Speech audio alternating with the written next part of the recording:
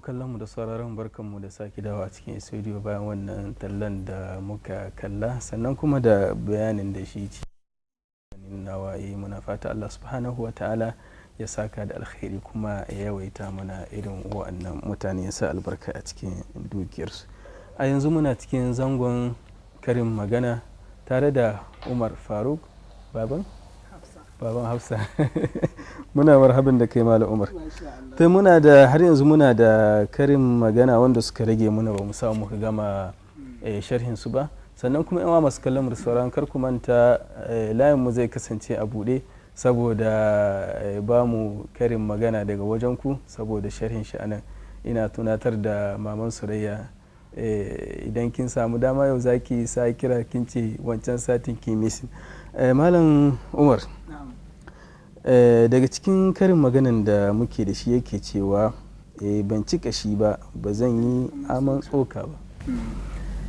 To dukkanin yabo da godiya sun tabbata ga Allah ubangijin talikai. Ina muna sake dawowa a wannan mako don ci gaba da wato sharhi da bita na wa'annan karin maganganu da ake ta gabatarwa a harshen Hausa.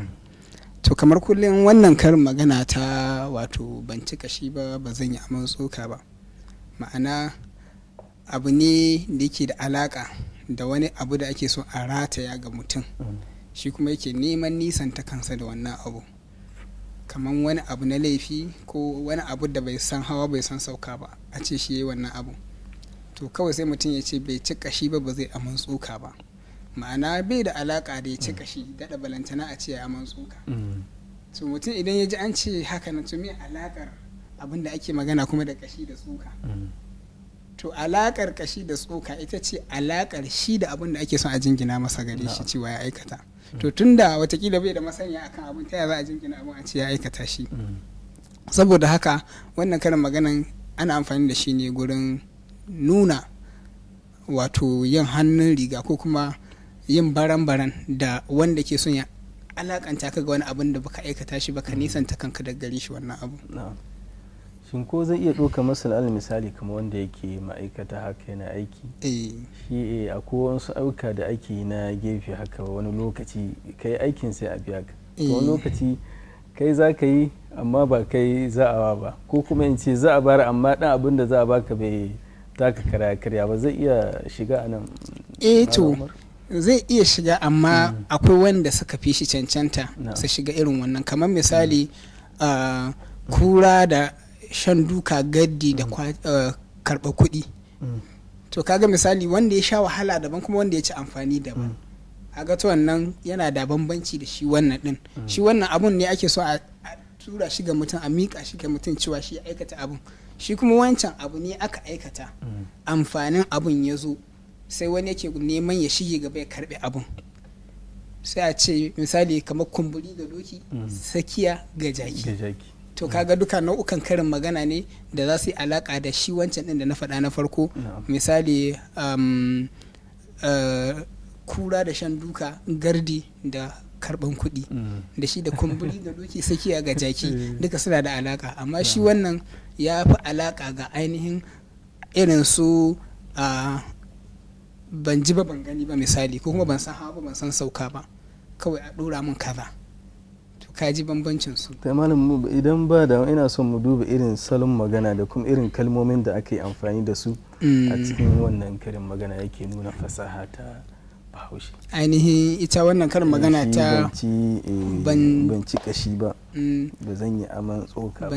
Ban ci kashi ba ba zan yi aman tsoka ba. Wato kawai dai kamar yadda shi wato karin magana yake isar da abun nan furuci ne da yake isar da sako lokaci daya, kuma bisa hikima da jeraren zance, ma'ana so ba wani salon magana a cikinsa, kawai ana jin shi dai an san cewa magana ce take fili karara, amma kuma tana da boyayyar ma'anar da sai an bayyana ta. Tai Malam Umar, abinda zai kai mu ga karin na gaba yake cewa ɗan karen da ake ki shi ke kaso zomo a dawa.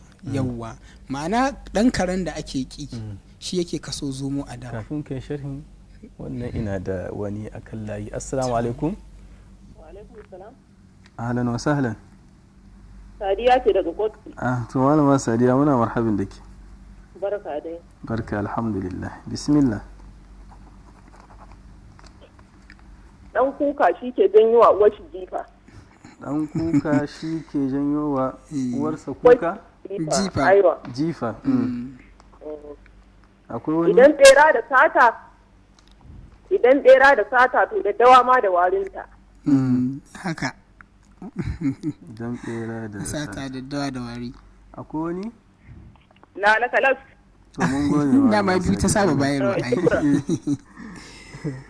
Ta malama ina bari mu yi da malama Sadiya tunda ita kai tsaye ne. Take cewa dan kuka ke jawo wa uwarsa jifa. To haka ne dan gyaran da zan mata kaɗan shine cewa ake dan kuka mai jawo uwarsa jifa.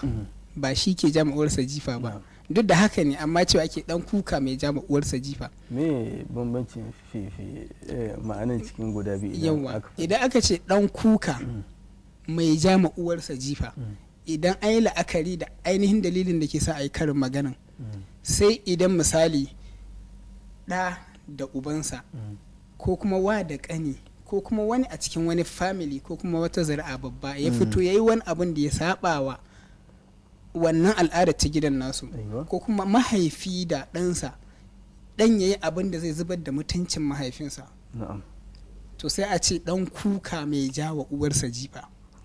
A al'ada kuka jifar ta ake yi misali in ana son a samo kwamin da yake jikinta ko wani abu, to jifa ake yi saboda dan kukan ya faɗo. Yawwa to kaga menene yasa aka jefi kukar? Ga al'ada idan aka jefi kuka za ka ga ta fashe haka, wani abu yana zuba na madara a jikinta ko wani abu. Malam bari mu sake karɓar wani akan layin. Assalamu alaikum. Assalamu alaikum. To ina ganin layin nasa ya yanki. To saboda haka sai a ce dan kuka mai jawo uwarsa jifa. Amma ina ka ce dan kuka ke jawo uwarsa jifa, kenan bai da aiki sai ya jama uwarsa jifa. So ai akwai masu zuwa ɗebo kukar ba jifa suke ba, hawa suke su ɗebo ta. To kaga misali idan aka samu akasi ne na wanda bai hau ba ya jefa, to shine sai aka ce dan kuka mai jawo uwarsa jifa. Dan bambancin ba wani abu bane, amma akwai bambanci wurin siyakin magana. To bari mu duba sharhin wannan karin magana ne. Na'am. Sharhin maganin abin da yake nufi shine duk lokacin da wani ya yi wani abu a madadin wa'yansu da ya saba ma abin da su suke a kansa, misali malanta ko kuma wani alkhairi da aka saba samu a wannan gida, sai ya zamanto dan malamin ya fito ya bada fatawa sabanin abin da malamin yake a kansa, ko kuma wancan da ya maye gurbin na gabansa ya zo yi wani abin da su al'umma sun san ba ɗabi'ar gidan bace ba. Saboda haka sai a ce dan kuka mai jawo uwarsa jifa. Ta iya yiwa wasu mutane su yi raddi kan abin nan su ci mutuncin kuma sai ya fada akan yan uwansa da sauransu, shi ya ja musu kenan. Yawwa kaga shi ya ja musu. Bari a gurguje saboda ana nuna min lokacin zangon mu ya kare. Take cewa idan bera na sata, idan bera da sata daddawa da wari. A gurguje ma'ana wannan daidai take da idan an bi ta barawo a bi ta mabi sawu. Ma'ana idan bera yana da laifin sata, to ita ma daddawa tana da wari tunda ita ta jawo hankalin bera. Saboda haka idan an zo ana binciken wani abu ya faru tsakanin mutane guda biyu, to kada a yi maili a mai da hankali ga mutum ɗaya, shi ma ɗin a saurari tasa. In wannan yana da laifi shi ma wannan yana da laifi. Saboda haka an laifin bera ya sata, laifin daddawa ita ma wari tunda ta jawo hankalin bera. To malam Umar muna godiya sosai. Allah ya saka da alkhairi. Lokacin namu ya yi saurin karewa zance, sai dai kuma wani mako idan Allah ya sake sada mu sai mu duba wanda muke da su. To masu kallon mu da sauraron muna godiya da bibiya. Har yanzu dai muna nan tare da ku, sai ku biyo mu saboda yara manyan gobe ga nawa kaso, sai ku kasance tare da shi kafin mu sake dawowa.